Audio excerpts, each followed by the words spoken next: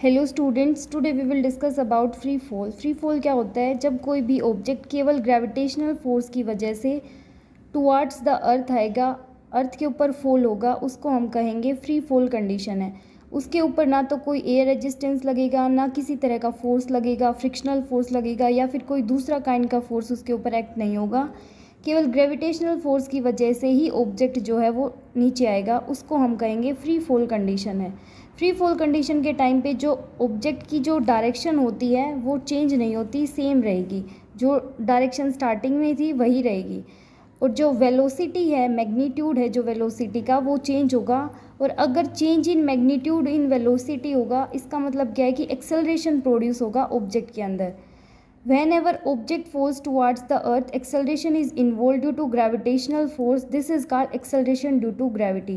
और जो free fall condition के टाइम पे एक्सेलरेशन प्रोड्यूस हो रहा है ड्यू टू ग्रेविटी, उसी को हम क्या बोलते हैं? Acceleration due to gravity. इसकी यूनिट होगी meter per second square, same है जैसे कि नॉर्मल एक्सेलरेशन की होती है। अब हम यहाँ डिस्कस करेंगे कि हम जी की वैल्यू कैसे कैलकुलेट करेंगे।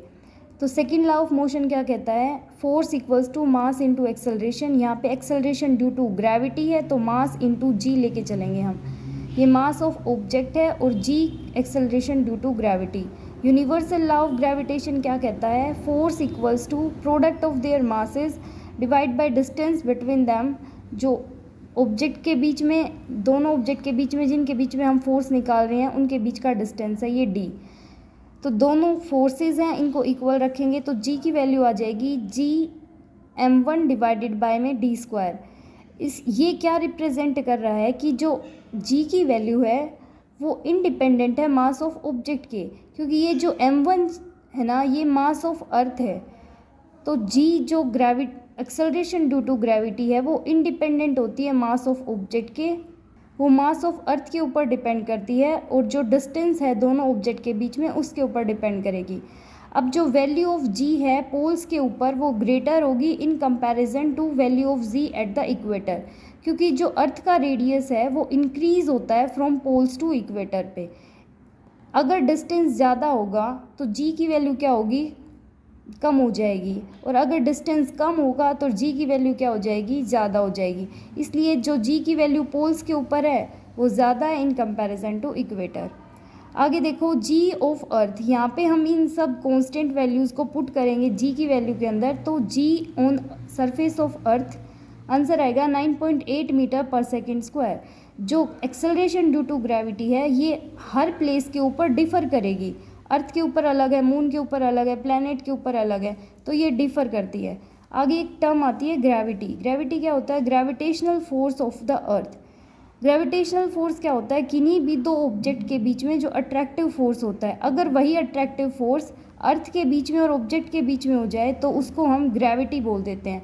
मीन्स अर्थ का और ऑब्जेक्ट के बीच में जो अट्रैक्टिव फोर्स होगा उसी को हम ग्रेविटी बोलेंगे। आगे motion of object under influence of gravity.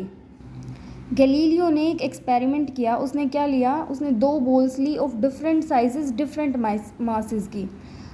उसने उनको थ्रो किया किसी टावर ऑफ पिज़ा पे जाके और देखा कि जो दोनों बॉल्स हैं वो सेम टाइम पे हिट कर रही हैं ग्राउंड को। ये सब कब हुआ? जब फ्री फॉल की कंडीशन थी। तो इससे क्या प्रूव हुआ कि सभी जो ऑब्जेक्ट हैं वो फॉल होंगे एट द सेम रेट पे। और जो एक्सेलरेशन ड्यू टू ग्रेविटी है वो मास ऑफ अर्थ के ऊपर डिपेंड करती है, ना कि ऑब्जेक्ट के मास के ऊपर डिपेंड करेगी। अर्थ के ऊपर जो जी की वैल्यू है वो कांस्टेंट है, जो कि है G equals to 9.8 metre per second square. हम जो यूनिफॉर्मली एक्सेलरेटेड मोशन की जो इक्वेशन है तीन, उनको रिप्लेस कर सकते हैं ए को जी से। तो ये बन जाएंगी v equals to U plus G T, S is equals to U T plus half G T square, V square equals to U square plus 2g's। आगे हम देखते हैं difference between G and G. G is the acceleration due to gravity and G is the universal gravitational constant. जो G की value है acceleration due to gravity, ये place to place vary करेगी, जैसे कि प्लैनेट है, मून है, stars हैं। और ये जीरो होती है at the centre of the earth. और normally surface of the earth पे इसकी 9.8 metre per second square value होती है। लेकिन जो बिग जी है, इसमें क्या है, यूनिवर्सल ग्रेविटेशनल कांस्टेंट बोलेंगे। ये चेंज नहीं होगी किसी भी कंडीशन पे, कोई फिजिकल केमिकल कंडीशन हो, कोई भी हो, ये सेम रहेगी, कांस्टेंट रहेगी, ज़ीरो नहीं होगी। जी की वैल्यू होती है 6.67 इंटू 10⁻⁻11 न्यूटन मीटर स्क्वायर पर किलोग्राम स्क्वायर। एफ और जी की वैल्यू इक्वल होगी कब, जब मास जो है वो 1 kg होंगे दोनों ऑब्जेक्ट के, और डिस्टेंस जो है दोनों ऑब्जेक्ट के बीच में वो 1 मीटर स्क्वायर का होगा।